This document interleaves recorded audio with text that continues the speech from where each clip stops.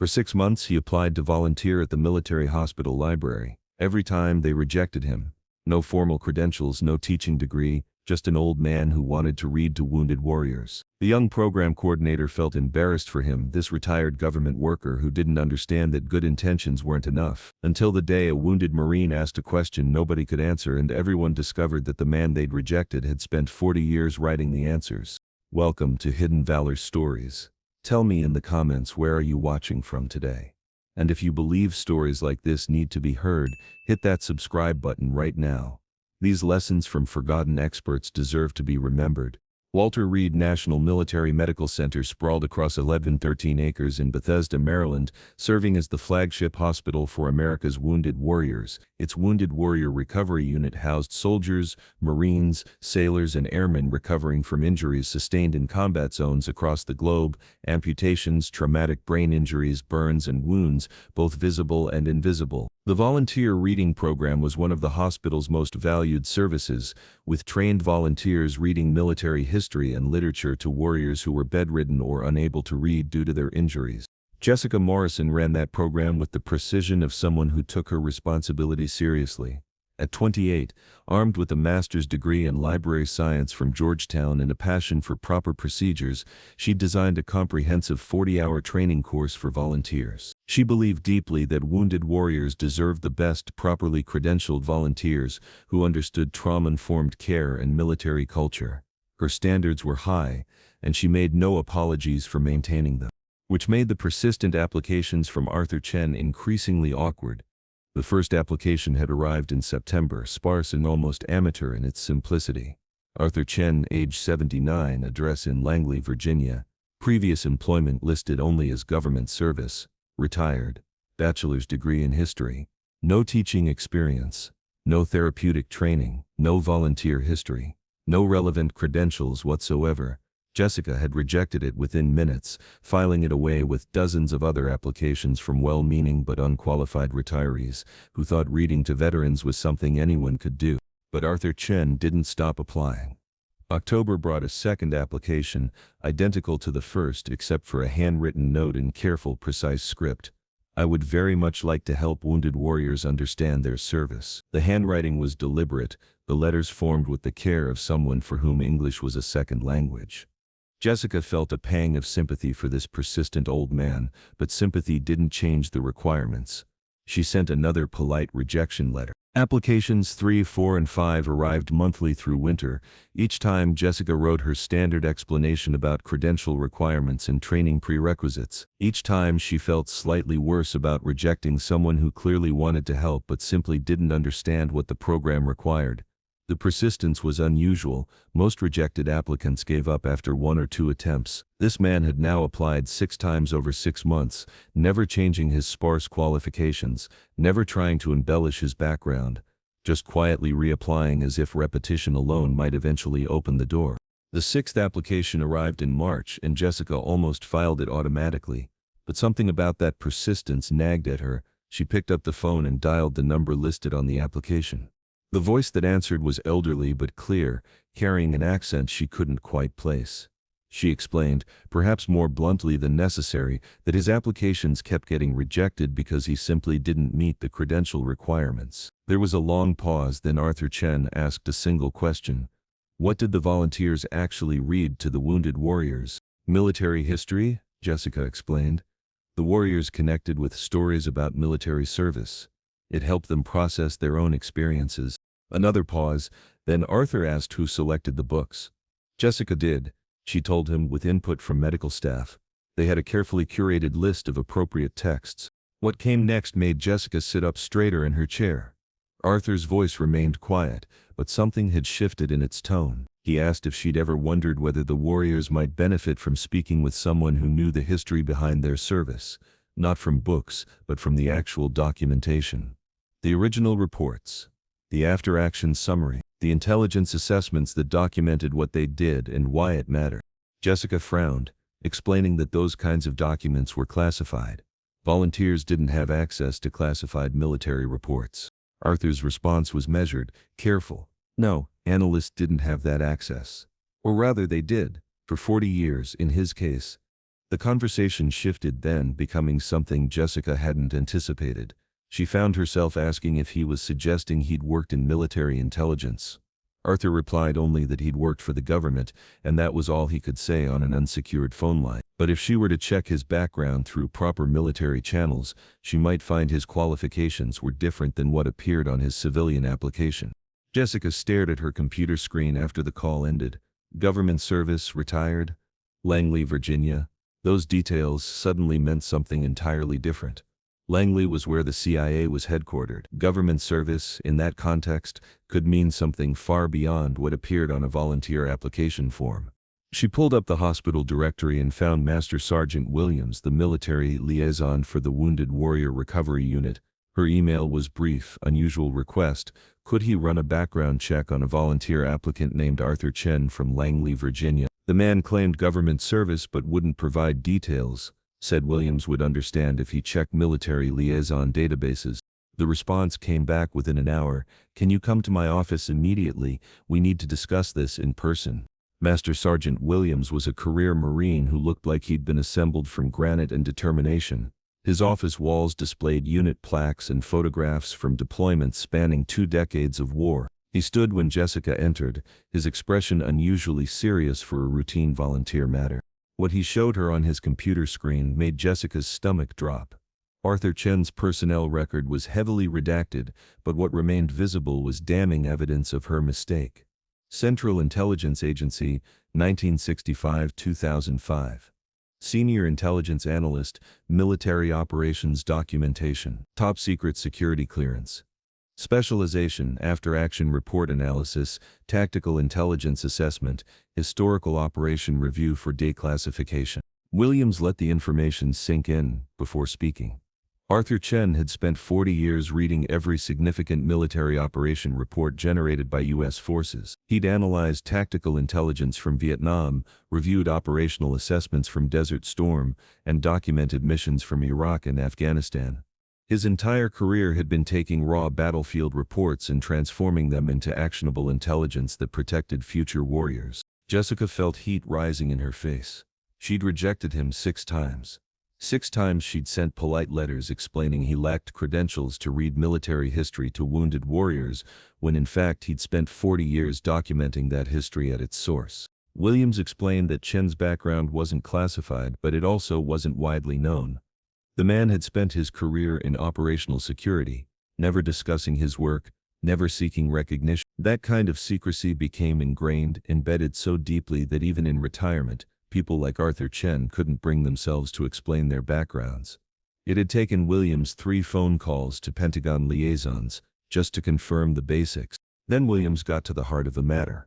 The wounded warriors in the recovery unit weren't just dealing with physical injuries, they were wrestling with a deeper, more painful question. Did my service matter? Was my sacrifice meaningful? Jessica's well-intentioned volunteers, reading from history books, couldn't answer that question. But Arthur Chen could, because he'd been the one reading their mission reports, analyzing their operations, documenting their service, and ensuring it contributed to something larger. If anyone could tell a wounded warrior that their sacrifice mattered, it was the man who'd spent 40 years proving it did. Jessica made the call that evening from her apartment, Arthur Chen's number glowing on her phone screen. She apologized, explained that Williams had shared what he was authorized to reveal, said she hadn't understood. Arthur's response was characteristically gracious. There was no way she could have understood from a civilian application form. When Jessica asked if he'd be willing to work with the wounded warriors, Arthur paused before asking his own question. Why did she run her program with such strict requirements? Jessica considered her answer carefully. She wanted to protect the warriors, she explained. She wanted them to receive quality care from properly trained people. She didn't want them hurt by well-meaning amateurs who didn't understand trauma or military culture. That was admirable, Arthur said. But sometimes the most qualified people were the ones who didn't look qualified on paper. Sometimes the people who could help the most were the ones who'd spent their careers being invisible, doing work that couldn't be acknowledged. He'd spent 40 years reading about young men and women dying in combat. He documented their missions, analyzed their tactics, ensured their sacrifices contributed to protecting the next group sent into danger. He'd never met any of them. never thanked them for their service. Now, in retirement, he wanted to meet the ones who survived. He wanted to tell them someone had been paying attention, that someone had been keeping the records, that their service was documented and honored, even if their names never appeared in history books. 2 weeks later, Arthur Chen walked through Walter Reed's halls for the first time as an official consultant. His security badge had been processed through military intelligence channels, cleared by people Jessica would never meet, through procedures she didn't understand and couldn't access. Master Sergeant Williams met him at the entrance. His handshake was firm, his greeting respectful. He mentioned using some of Arthur's tactical intelligence reports during his deployment to Fallujah. Said the analysis of urban warfare patterns had saved lives in his unit. Arthur looked uncomfortable with the praise. He just read reports, he said. Williams had been the one in actual danger. Williams led him to the recovery ward where 6 wounded warriors gathered for their weekly military history discussion. They represented all service branches, ages ranging from early 20s to late 30s. Some sat in wheelchairs. Others bore visible prosthetics. All carried the invisible weight of combat trauma that no civilian could fully comprehend. The introduction was simple. This was Arthur Chen, Williams announced. Military history consultant, 40 years with the CIA analyzing military operations. The reaction was immediate and electric. Warriors who'd been slouching sat straighter. A Marine sergeant with prosthetic legs leaned forward with sudden intense interest. The questions came quickly. What had he done at the CIA? Did he read about actual missions? Their missions? Arthur's response was characteristically understated. He'd read after-action reports, he explained. When they completed missions and filed reports, someone had to read them, analyze them, determine if they contained intelligence useful for future operations. He'd been one of those people. Thousands of reports over 40 years. Vietnam, Desert Storm, Iraq, Afghanistan. The room fell into stunned silence. These warriors had spent years wondering if anyone back home understood what they'd gone through. Now they were learning someone had been reading their reports, analyzing their operations, documenting their service while they were still bleeding in the field. A Navy corpsman who'd been injured while treating Marines under fire broke the silence with a question that cut to the heart of everything. Did their missions matter? Did the things they'd done actually make a difference? Arthur pulled out a chair and sat down, his elderly frame settling slowly but his eyes sharp and focused. He looked at each warrior in turn before responding. What he said next was clinical in its precision but profound in its implications. Every operation they conducted generated data. That data was analyzed for patterns. Those patterns informed future operations. The patrol that got hit by an IED, the intelligence from that attack helped identify bomb-making networks. The firefight in that village, the enemy tactics they reported helped train the next unit going into that area. He paused, choosing his words with the care of someone who'd spent decades getting words exactly right. He couldn't tell them every mission had grand strategic purpose. Some were reconnaissance, some were presence patrols, some were wrong place, wrong time. But every single mission was documented, analyzed, and used to protect the next group of warriors going into harm's way. Their service mattered because it became institutional knowledge.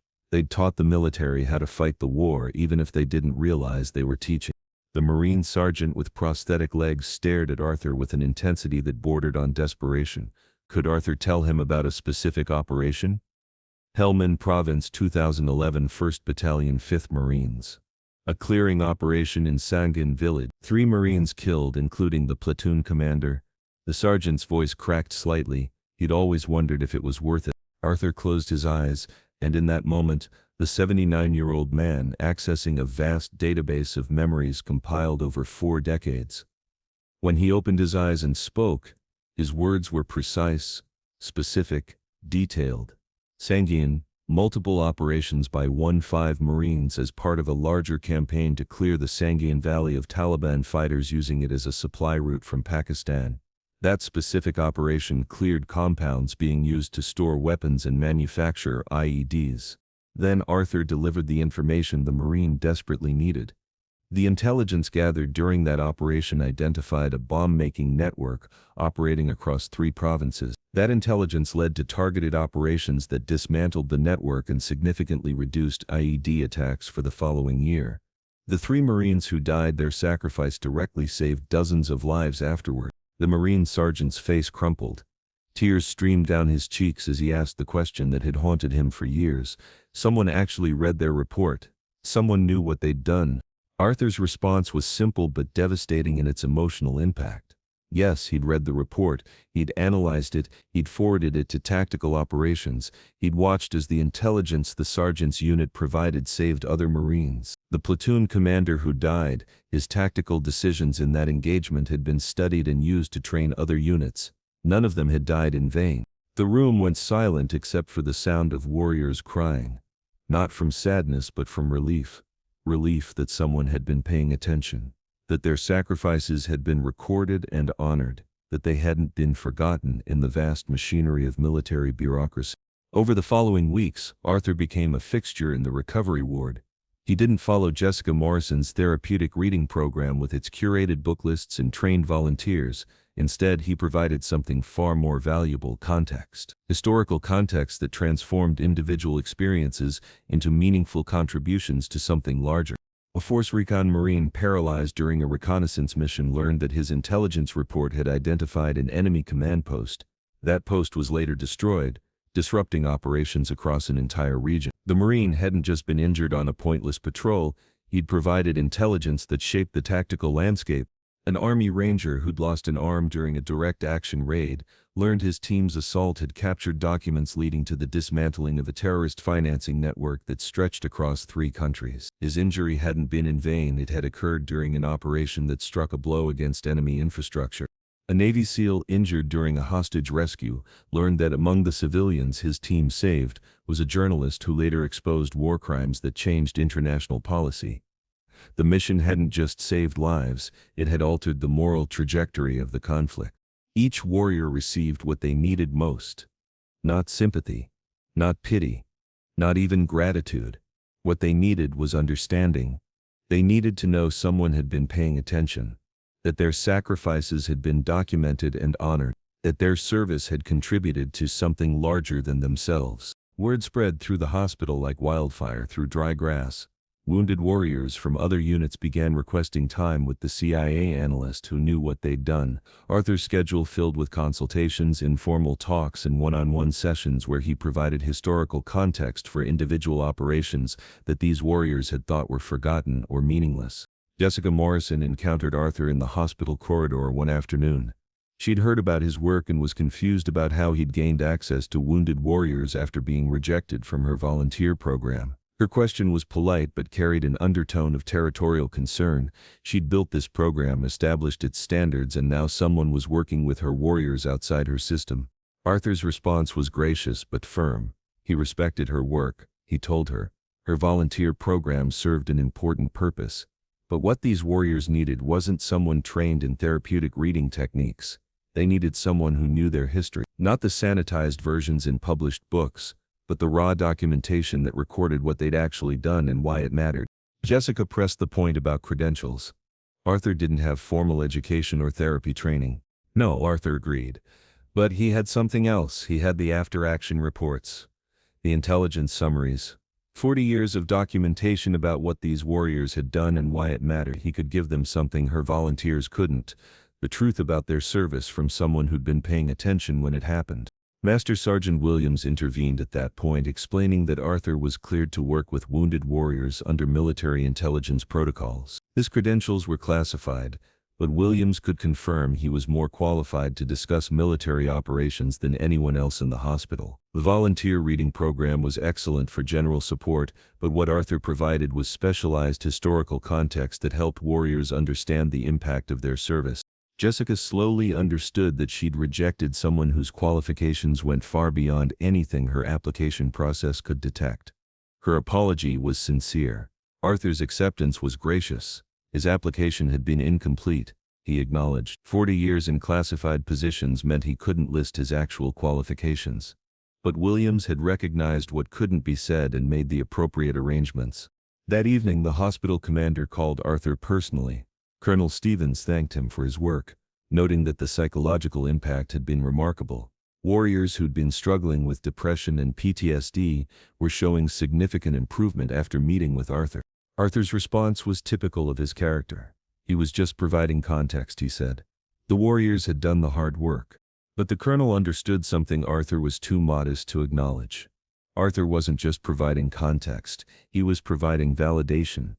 These warriors had spent months or years in combat zones wondering if anyone back home cared about what they were doing. Arthur proved someone had cared so much they'd memorized details of operations from years ago. That sense of being witnessed, of being remembered, was giving them purpose that therapy alone couldn't provide. Arthur confessed something he hadn't told anyone else.